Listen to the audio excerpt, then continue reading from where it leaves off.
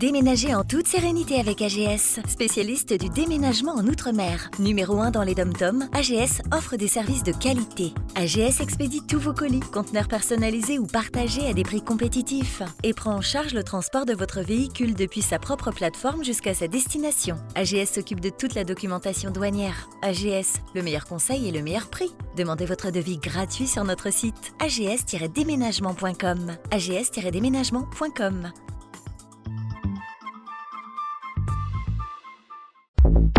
Réunion Actualité. Au menu de votre édition de 7h30, plusieurs explosions ont réveillé les habitants de l'Entre-deux ce matin. Les auditeurs signalaient une épaisse fumée noire, un incendie en cours. Sortie de route sur la route du littoral, de gros ralentissements étaient constatés dans les deux sens de circulation. Tout d'abord, justement, cet incendie à l'Entre-deux, 2 explosions ont été ressenties et entendues sur plusieurs kilomètres. Et selon les premiers témoignages recueillis, un véhicule aurait été victime d'un incendie dans la rue Vitry, près de l'église de l'Entre-deux. Les causes de l'incendie seraient encore à déterminer. Les autorités locales enquêtent pour établir les circonstances précises de l'incident. Des détonations ont été ressenties et entendues dans la zone de Trois-Mars au Tampon. Il y a une explosion qui est faite sur la commune de l'Entre-deux là, et on voit beaucoup de gens qui étaient paniqués. Et ça pète, mais on voit une grosse fumée noire et voilà, donc on est saisi parce que on est de la cité et on voit des explosions et on sait pas c'est quoi justement parce que sur les gens criaient, mais 2 fois ça explosait, bah, des gros coups comme ça. Bam, une fois, tous les voisins sont sortis dehors, il y a les pompiers. Vous attendez là? On est au tampon Trois-Mars, notre maison a tremblé. Mon fils était en train de se préparer, il a sauté, il me fait maman, c'est quoi? Mais ça a explosé quand même et ça a vraiment résonné quoi. Ça a pris du temps mais ça a résonné. C'était comme si un gros gars allait tomber dans une rave. Enfin, c'est encore plus gros que ça, mais notre maison a tremblé.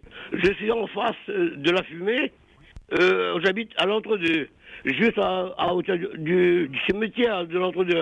Donc le feu, je pense que c'est déclaré dans une voiture. Et selon les derniers témoignages, il s'agirait d'un fourgon professionnel qui aurait explosé puis pris feu. Un homme âgé d'une 30aine d'années serait gravement blessé. Il aurait été directement dans le véhicule.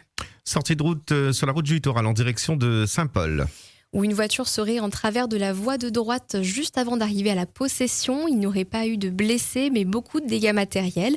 Les embouteillages seraient dans les 2 sens de circulation. Si vous avez des informations, appelez le service radio-guidage de Freedom au 02 62 41 51 51. Et l'émotion toujours vive en Israël. Et oui, hier, on était le 7 octobre et le 7 octobre, c'est une date importante pour les Juifs et Israël.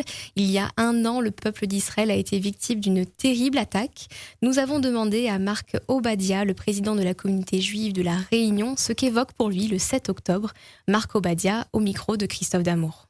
7 octobre, c'est un événement qui nous a ramenés à 80 ans en arrière, à l'époque de la Shoah, où on voulait éliminer l'ensemble des Juifs, pas simplement d'Israël. Leur mission, c'est d'éradiquer les Juifs de la terre, et ils ont voulu commencer par là. Ça nous renvoie, hélas, à l'époque du nazisme, à la Seconde Guerre mondiale. Vous avez des nouvelles de votre famille en Israël ? Écoutez, on en a, oui, bien sûr. Ils sont très inquiets. Ils vont presque tous les soirs maintenant et la journée dans des chambres de sécurité, des chambres qui sont blindées. Voilà, c'est la vie aujourd'hui en Israël. C'est des missiles qui arrivent tous les jours, que ce soit du sud Liban à travers le Hezbollah, de Gaza à travers le Hamas et de l'Iran à travers les gardiens de la révolution. Et justement, dans le baromètre de ce matin, nous allons parler des attaques du 7 octobre en Israël. Et tous vos appels sont attendus au 99 12 00 juste après ce journal. Trafic de stupéfiants, la jeune mule lourdement condamnée. Et un jeune de 19 ans comparaissait devant le tribunal correctionnel de Saint-Denis. Il a été contrôlé mardi dernier avec près d'1 kilo de cocaïne scotchée sous son t-shirt. Il indique qu'on lui avait promis 5 000 € et le remboursement des dettes de sa famille contre le voyage avec la drogue.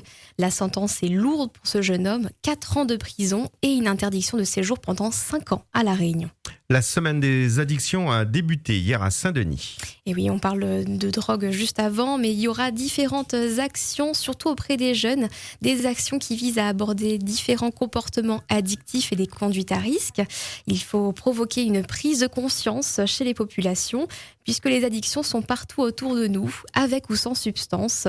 Et il y a de plus en plus d'addictions également au niveau des écrans, mais quelles qu'elles soient, il faut sortir des addictions. On va parler travail maintenant. Les 35 heures pourraient être supprimées en France. On pourrait passer à 37 heures. Et oui, c'est une semaine décisive pour le gouvernement de Michel Barnier, puisqu'il doit boucler son budget 2025 avant de le présenter ce jeudi. Sur la table des pistes envisagées, la suppression des 35 heures pour passer à 36 voire 37 heures. C'est un éternel débat. Il faut faire des économies et le gouvernement et Gérald Darmanin proposent de prolonger le temps de travail des 35 heures et de passer à une semaine de 36 à 37 heures. Et on note également que les salariés dans le privé seraient eux aussi concernés par un prolongement du temps de travail. Allez, direction l'îlette des Orangers. L'eau se fait rare pour les habitants. Et oui, à Mafat, cela fait 20 ans que les habitants d'Îlette aux Orangers jonglent avec le manque d'eau. C'est une conséquence de la sécheresse qui se fait plus présente avec des travaux qui s'éternisent. Malgré l'installation d'une pompe sur un système de captage, la turbine est sous-dimensionnée par rapport au débit. C'est un véritable casse-tête pour le service de distribution d'eau potable, la Créole et la mairie de Saint-Paul. Et puis, droit de parole cet après-midi. Émission spéciale avec les finances publiques. Madame Aude recevra un représentant des impôts et ensemble, ils répondront à toutes vos questions au 99 10 00. Outremernews.fr, le site de l'actualité Outre-mer, 24 heures sur 24 et 7 jours sur 7. Retrouvez la chaîne Outremer News sur YouTube.